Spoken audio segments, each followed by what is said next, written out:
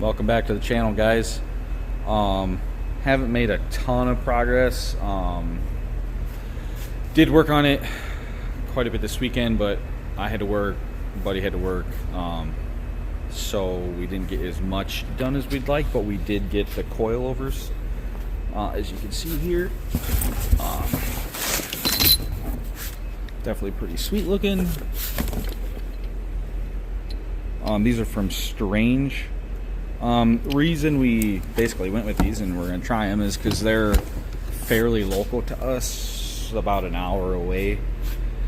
So if we need to have them rebuilt or some sort of adjustments or something like that, obviously we can reach out to the company, and they seem to be like super nice, and willing to help. So, you know, the whole coilover thing is new to us, so we, I'll be honest, we really don't know what we're doing. But that's why we're here to learn. And, you know, if you guys have any suggestions, whatever, let us know. But I can't remember.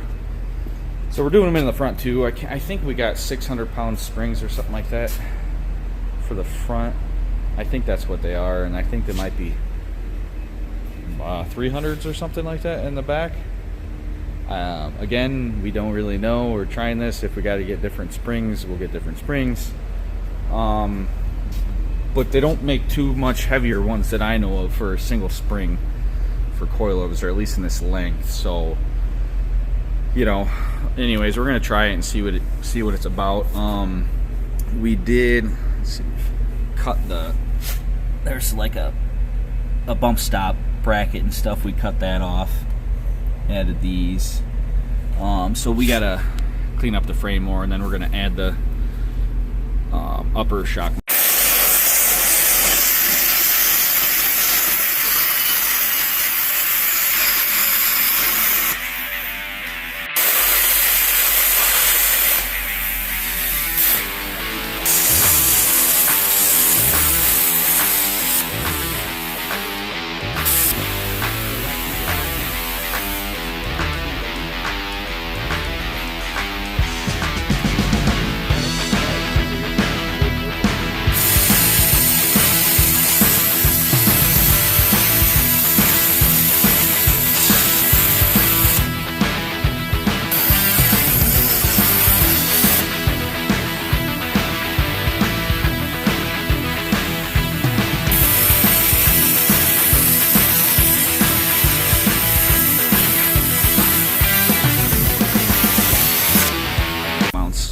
Here, but we don't know if we got the right length ones.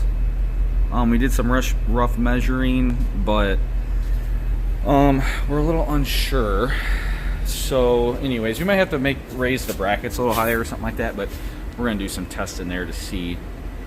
But otherwise, that's pretty much that. We did get, like, I don't know if we're gonna leave this bar exactly like this, because we were gonna do like a round one, but the material hasn't showed up yet. So this is what we were doing. We were gonna at least get it tacked on just to get our measurements and height and all that. But we did.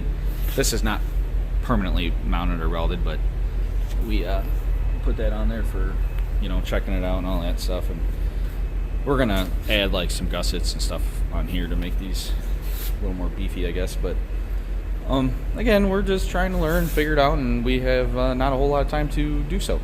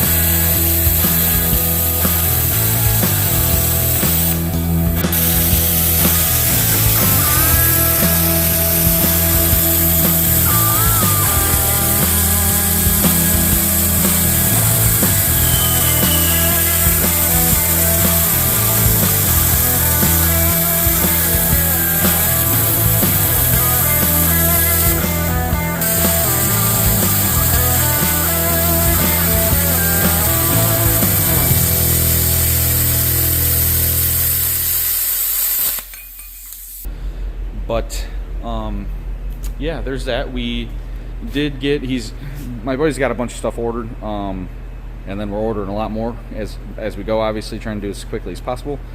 We did order an 850 cage from Fire Punk, so it's just gonna be the bent material and stuff like that. So we got to weld it all together.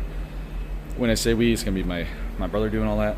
I'll help him, hold stuff and get it all lined up and all that stuff. But so I got to rip the interior out of it, the dash, the whole 9 yards. So yeah, that's going to be kind of exciting.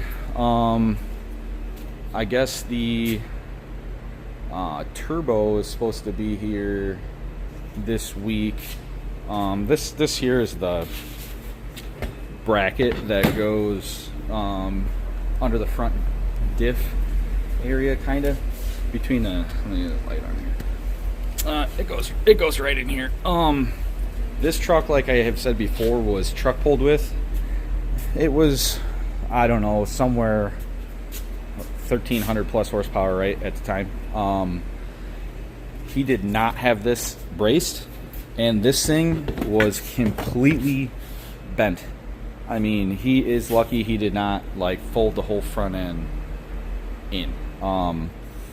I think Dirty Hooker makes a replacement for these that's just beefier, but my brother and I have pulled for a lot of years, and we just added a support plate in here on ours, and we never had any problems. So we straightened this out and yeah, painted it, welded that in, and we'll do that. One of the brackets down here is kind of bent.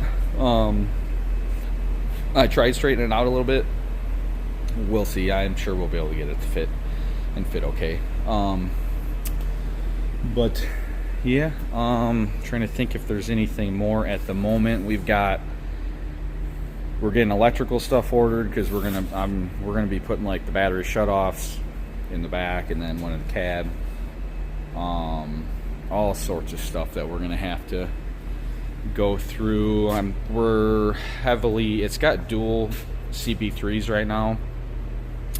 I think a 12 millimeter, 10 millimeter. I'm pretty sure that we're gonna end up getting rid of that and just running a 14 millimeter high speed CP3. We just don't want the reliability issues, I guess, of maybe possibly throwing a belt.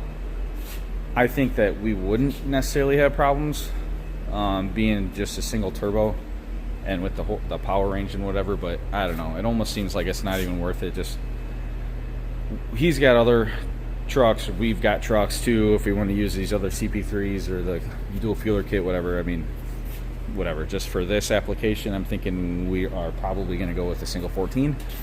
But that may change. It really is up to him. But yeah, so I think that is the updates now.